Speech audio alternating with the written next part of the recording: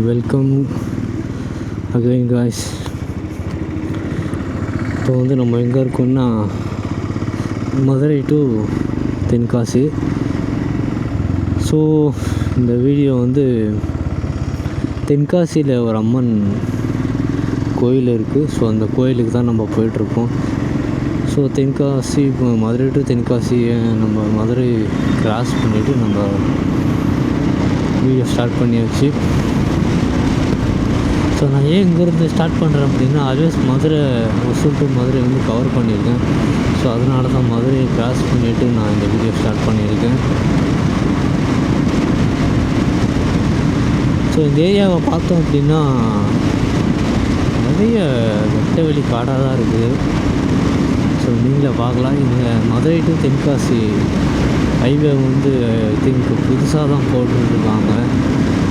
So அங்கங்கே diversion எடுத்து போகிற மாதிரி இருக்கும். So no issue. ஸோ இதில் இம்பார்ட்டண்ட் என்னென்னா, என்னோடய ஆக்ஷன் பிசி ஆக்ஷனோட கேமரா பேட்ரி வந்து தொலைச்சிட்டேன்னு நினச்சேன். ஸோ அதனால தான் நாங்கள் வீடியோ போட பயமாக இருந்துச்சு. பட் ஆனால் தொலைக்கலை, நம்மக்கிட்ட தான் இருக்குது. ஆக்சுவலாக நான் வந்து எஃப்ஜெட்டில் வர மாதிரி தான் இருந்துச்சு. பட் ஆனால் இதே எடுத்துகிட்டு வந்துட்டேன், ராயல் என்ஃபீல்டு.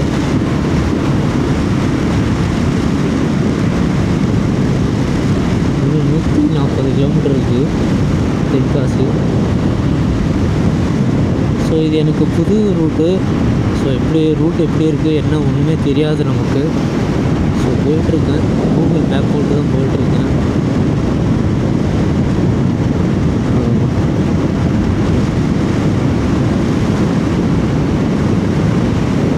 ஸோ நிறைய டைவர்ஷன் இருக்குது.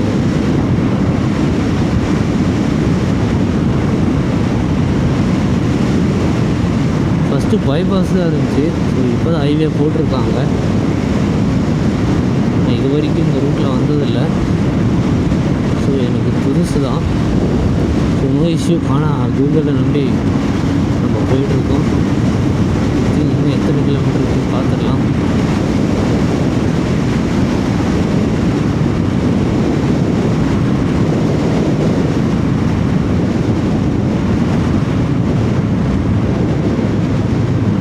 இன்னும் 100 கிலோமீட்டர் இருக்குது. 2 மணி நேரம் ஓட்டணும். ஸோ 2 மணி நேரம் அப்படின்னு இப்போ டைம் என்ன, 5 மணி ஆகுது. ஸோ 7 மணிக்கெல்லாம் நம்ம தென்காசி போயிடுவோம். ஸோ ரோடு இப்படியே இருந்துச்சுன்னா 6:30க்கெல்லாம் நான் ரீச் ஆகிடுவேன். பட் ரோடு எப்படி இருக்குன்னு தெரியாது நமக்கு.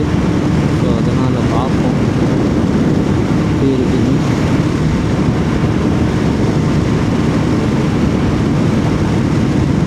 மார்னிங் 8:30 9 o'clock அப்படி ஒசூர்லேருந்து கிளம்புனேன். ஸோ கிட்டத்தட்ட ஒரு 6 12 மணி நேரம்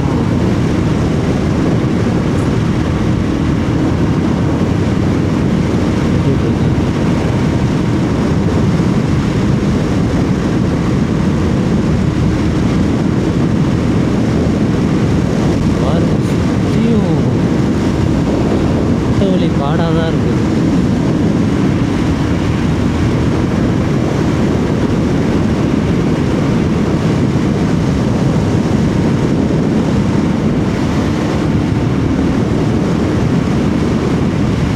ஓகே, நம்ம வெல்கம் பண்ணவே மறந்துட்டோம்.